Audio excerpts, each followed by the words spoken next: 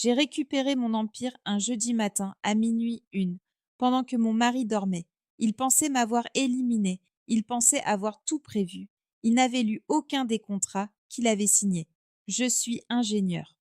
Polytechnique, 17 ans de recherche, 43 brevets déposés à mon nom. Je n'ai jamais eu besoin de quelqu'un pour exister. Je lui avais donné le visage commercial de mon travail.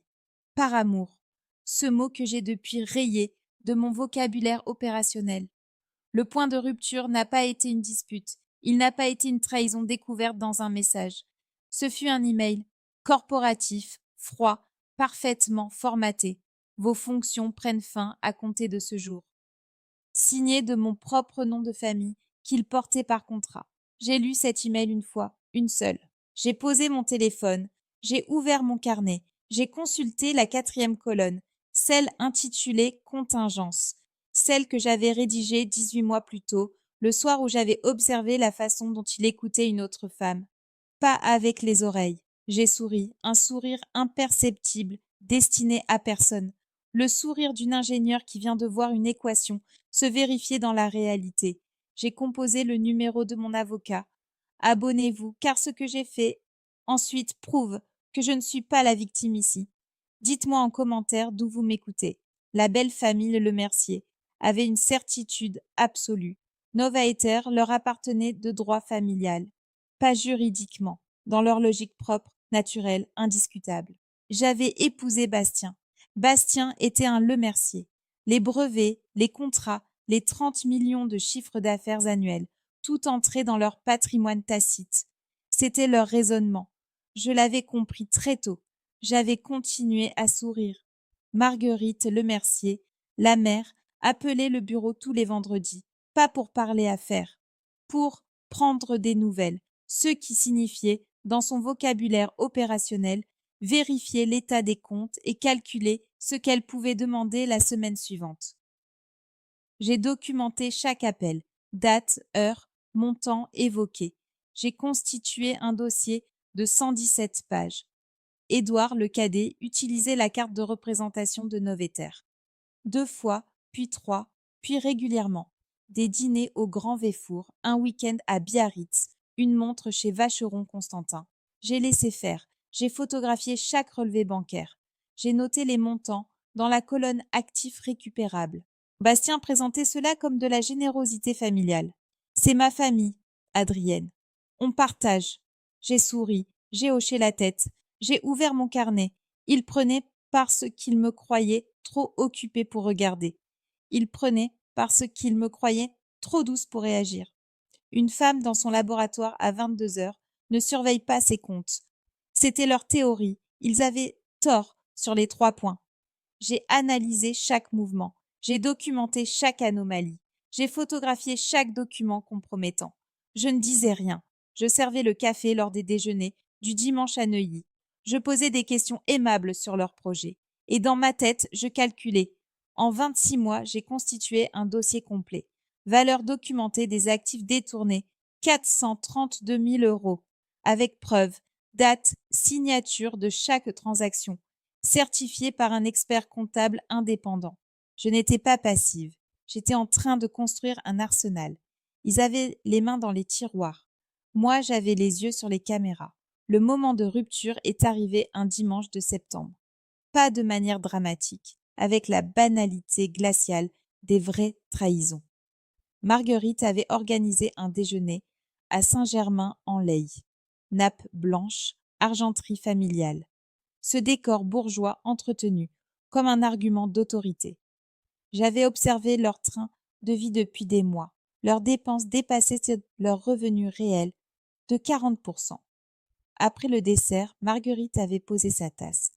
Un geste précis, calculé. Elle avait regardé Bastien. Bastien avait regardé la nappe. Signe révélateur. Adrienne, avait-elle dit, la famille doit se serrer les coudes. J'ai posé ma fourchette. J'ai souri.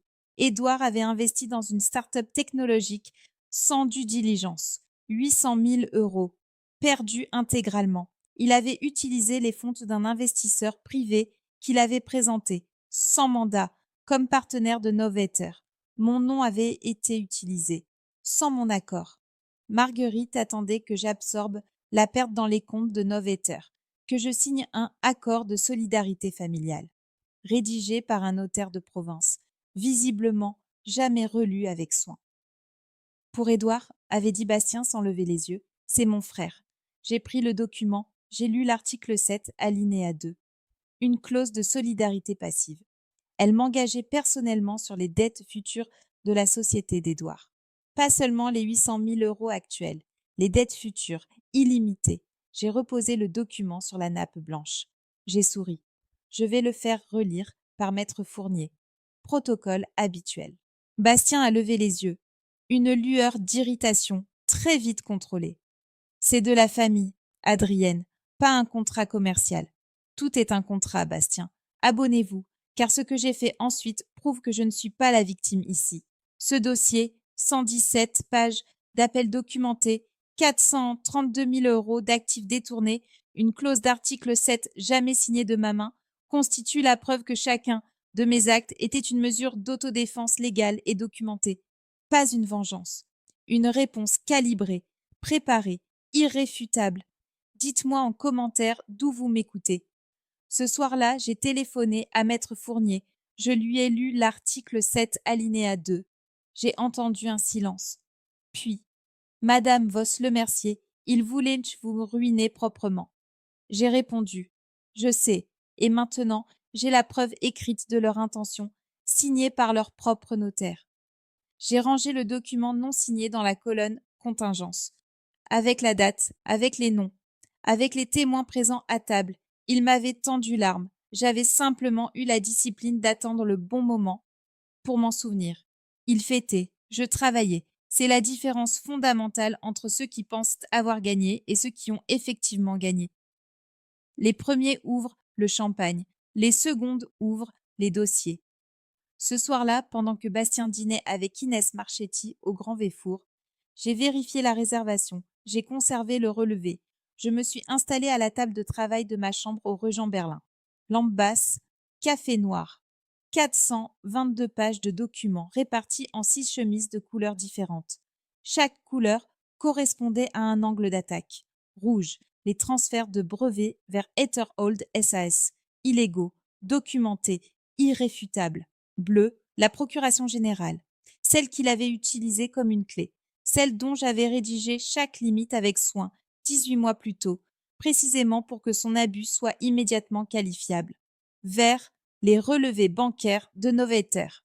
432 000 € de détournements familiaux, certifiés par l'expert comptable indépendant que j'avais mandaté en février sans que Bastien en sache rien. Jaune, la clause 14, alinéa 3, mon dispositif central, rédigé par moi, signé par lui, sans le lire, comme tout le reste. Noir, les statuts modifiés, les actes frauduleux, les noms de maîtres sauvés en bas de chaque page compromise. J'ai tout relu.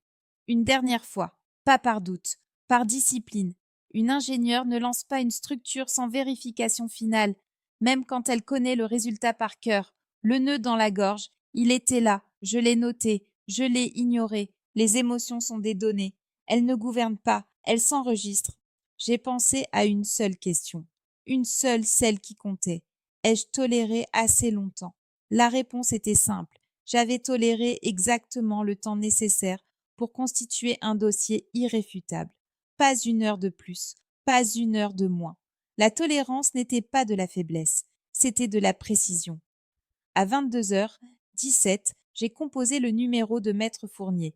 Je lui ai dicté les instructions finales. Huissier pour 9h. Tous les actes préparés. Signification complète avant l'ouverture du conseil. Il a dit « Tout est en ordre ». J'ai répondu « Tout l'a toujours été ». Et j'ai raccroché. À 22h42, j'ai ouvert mon ordinateur. J'ai rédigé un email. Court, précis, sans préambule émotionnel. Destinataire, le greffe du tribunal de commerce de Paris. En pièce jointe, l'acte de révocation de la procuration générale. Signé, scanné, certifié conforme. Cet acte, une fois enregistré, rendait toutes les transactions d'Etherhold SAS rétroactivement nulles. Les brevets me revenaient, automatiquement, irrévocablement. J'ai relu l'email une fois. J'ai appuyé sur envoyer. Ce geste, un index posé, une fraction de seconde sur une touche, valait 200 millions d'euros. Il effaçait 10 ans de trahison. Il fermait une parenthèse que j'avais ouverte, sans le savoir encore, le soir où j'avais inscrit le premier chiffre dans la colonne contingence. Mon téléphone n'a pas sonné. Bastien célébrait encore. Il ne savait pas encore que son empire venait de disparaître à 22h43, heure de Berlin. J'ai commandé un thé à la menthe. J'ai ouvert le dossier du prochain cycle de brevet. La vengeance était faite. Le travail continuait. Abonnez-vous, car ce que j'ai fait ensuite prouve que je ne suis pas la victime ici. Dites-moi en commentaire d'où vous m'écoutez. Il était 6h45. Je m'étais installée dans le fauteuil en cuir du salon d'attente. J'avais commandé un café noir. J'attendais. Non, ce n'est pas exact. L'attente suppose l'incertitude. Je n'avais plus d'incertitude depuis 22h43 la veille. J'observais. Il existe une sensation que personne ne vous enseigne. Partagez un espace avec des gens qui ont déjà tout perdu, des gens qui ne le savent pas encore. Leur regard est normal, leurs gestes sont normaux, ils consultent leur téléphone, ils planifient leur journée. Et vous, vous portez une connaissance qu'ils n'ont pas. C'est du pouvoir pur, silencieux, absolu. La réceptionniste m'avait accueilli avec son sourire habituel. Elle ne savait pas. Les serrures de l'étage de direction avaient été changées à 7h. Elle ne savait pas encore. J'avais souri, j'avais posé mon dossier, je m'étais assise. À 7h10, la première assistante du 3e étage était arrivée. Elle traînait une valise à roulettes. Elle avait traversé le hall sans me voir. Je l'avais regardée prendre l'ascenseur. Elle allait travailler pour moi. Elle l'avait toujours fait. Elle ne le saurait que dans quelques heures.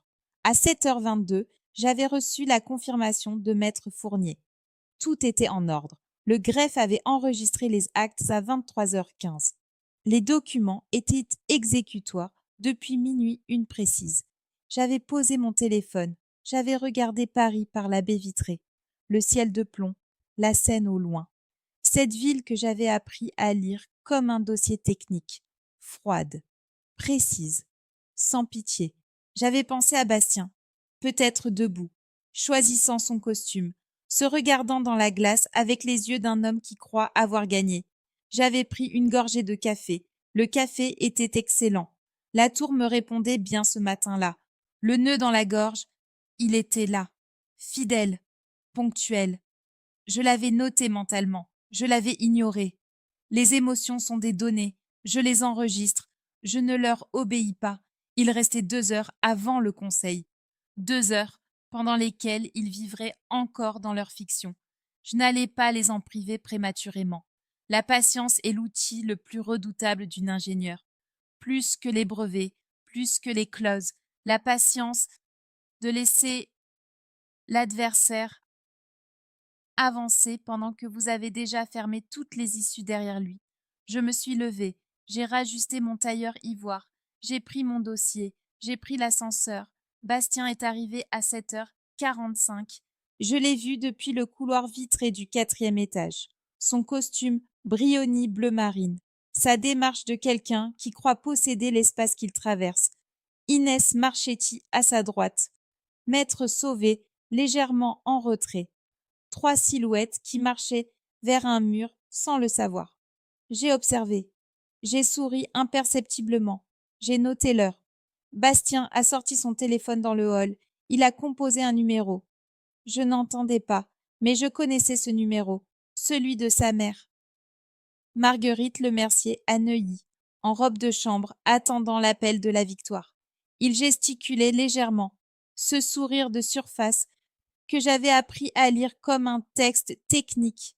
Il y a 7 ans, il m'avait séduite. Depuis 18 mois, il me documentait. Abonnez-vous, car ce que j'ai fait ensuite prouve que je ne suis pas la victime ici. Dites-moi en commentaire d'où vous m'écoutez. 2 minutes plus tard, j'ai reçu un SMS. Expéditeur, Édouard Lemercier. Le cadet, celui dont les 800 000 euros de dette figuraient dans mon dossier vert, ligne actif récupérable. Le message disait « Félicitations, grande sœur. Ce soir, on fête ça à la réserve. Bastien nous invite tous. La grande réserve. Table pour 6 probablement. Champagne. Discours de famille. Ils planifiaient leur fête avec l'argent des 200 millions.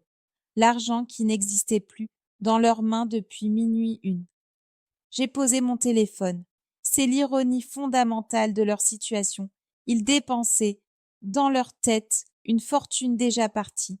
Ils réservaient des tables. Ils calculaient leur part. Ils appelaient leurs amis. Pendant ce temps, les brevets étaient dans mon patrimoine personnel. Les actes étaient timbrés. Les serrures avaient changé. À 9 heures précises, Bastien est entré dans la salle du conseil. Il a distribué les exemplaires du contrat avec l'efficacité d'un homme qui croit être à son apogée. Il a pris la parole, son timbre grave, sa cadence assurée. Il a remercié les Coréens. Il a dit « un jour historique ». J'étais dans cette pièce depuis 1 heure. Je n'avais pas dit un mot.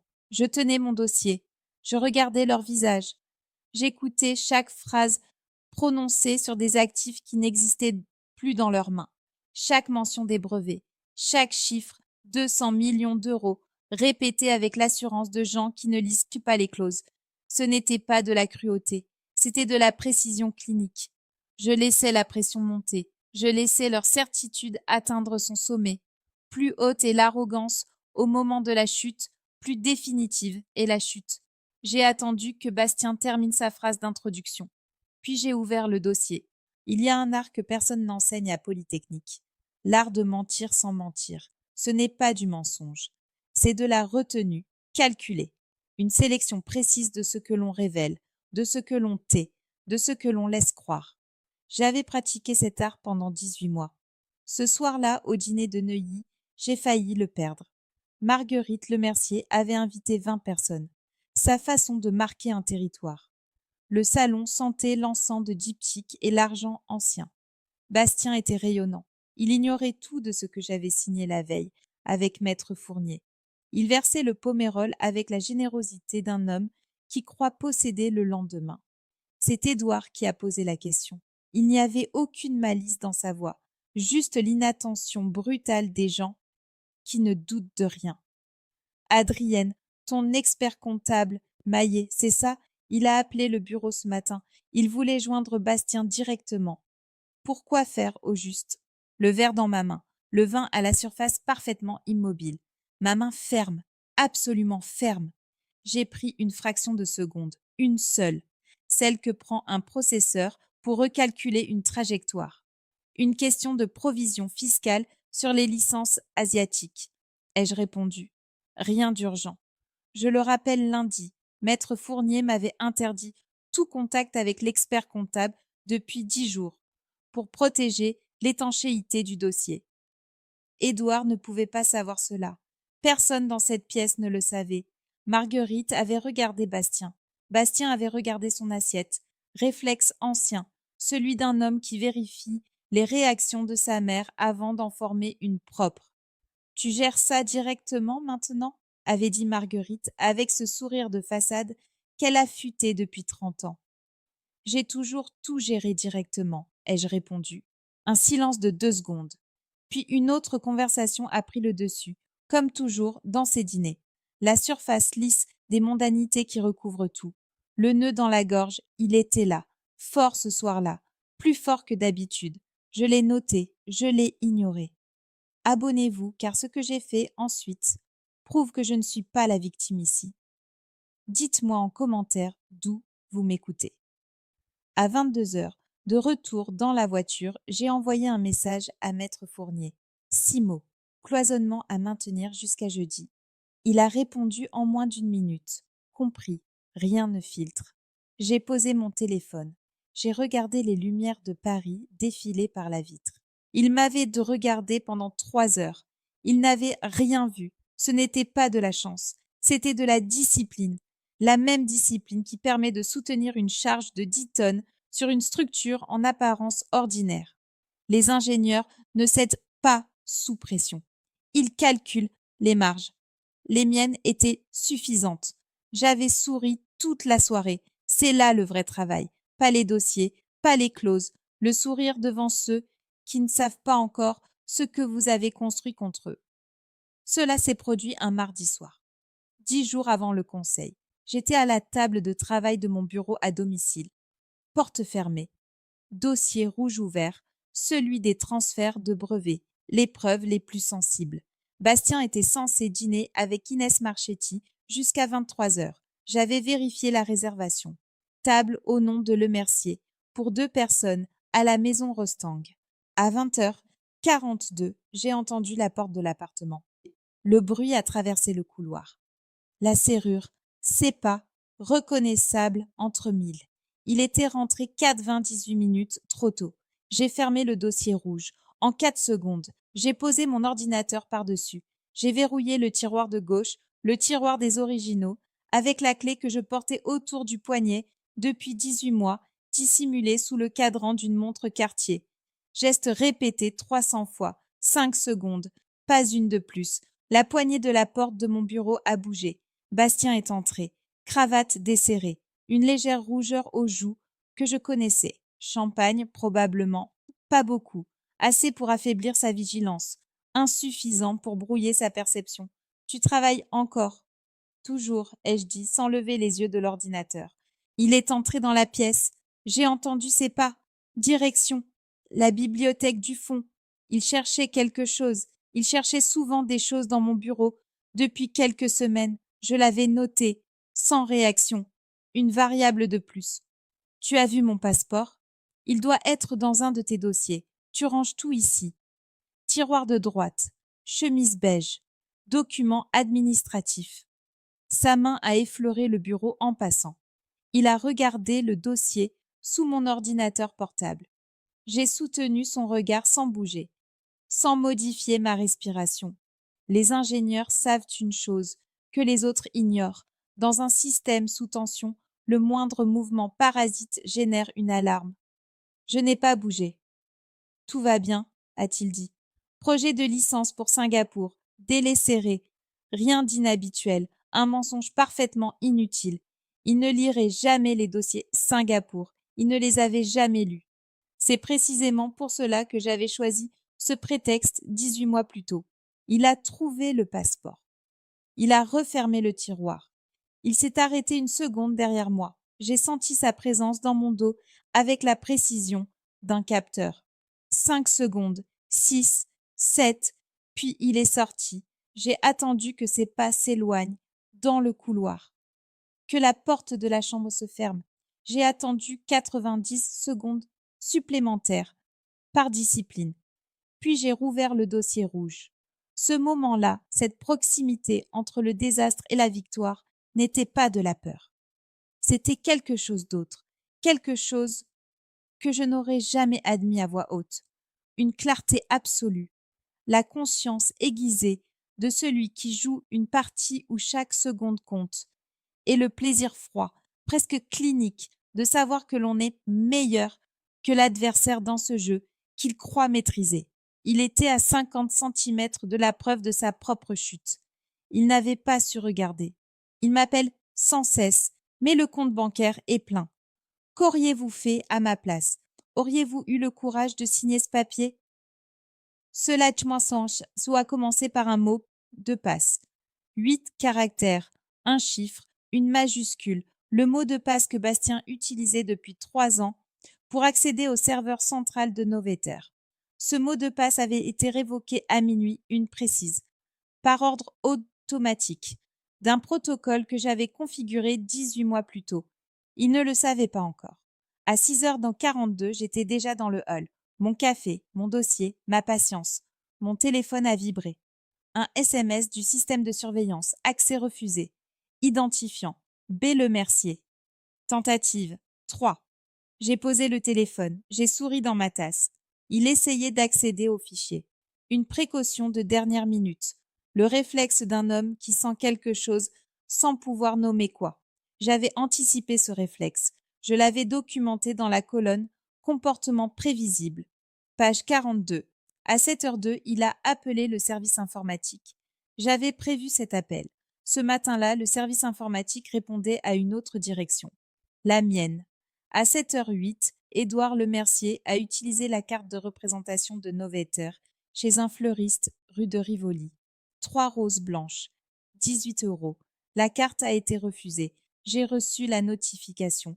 J'ai noté l'heure. J'ai classé dans la colonne bilan. Abonnez-vous, car ce que j'ai fait ensuite prouve que je ne suis pas la victime ici. Dites-moi en commentaire d'où vous m'écoutez. Ce n'était pas encore la panique.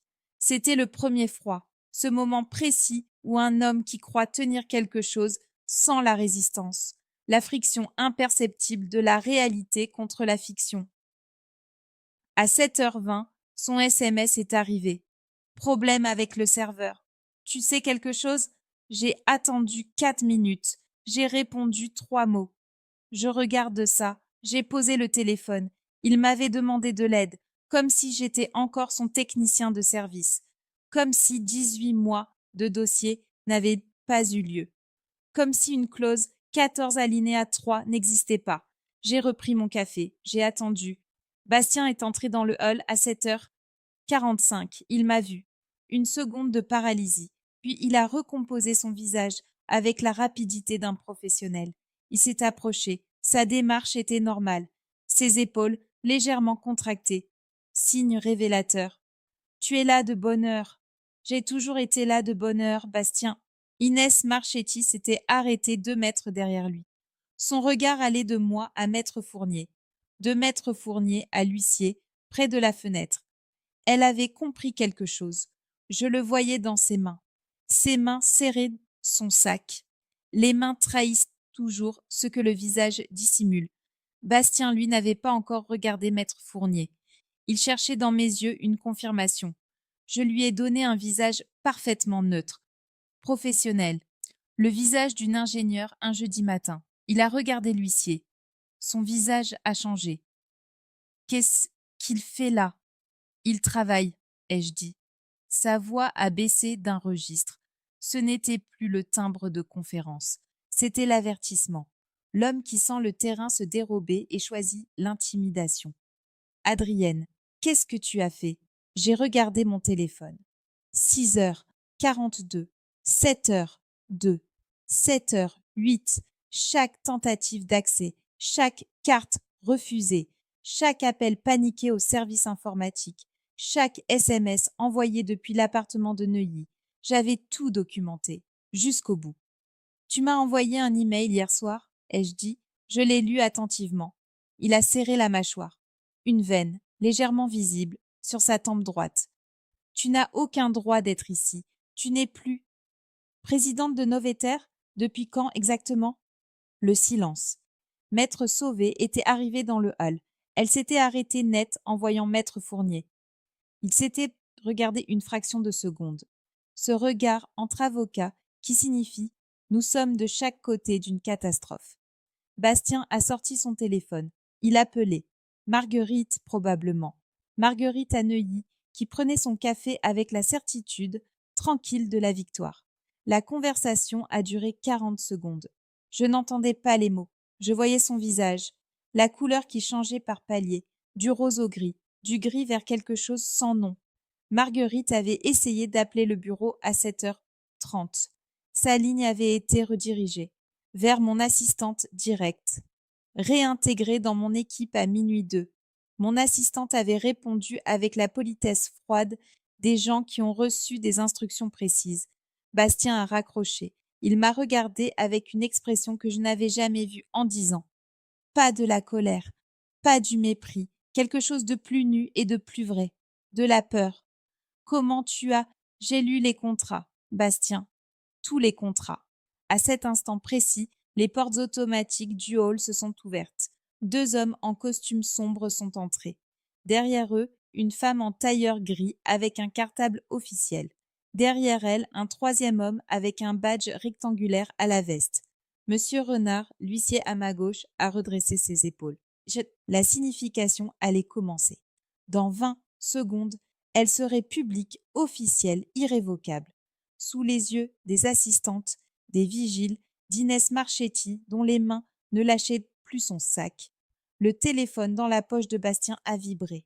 Puis encore, puis encore. Marguerite rappelait, Édouard rappelait. Le partenaire de Londres rappelait. Il n'a décroché aucun appel.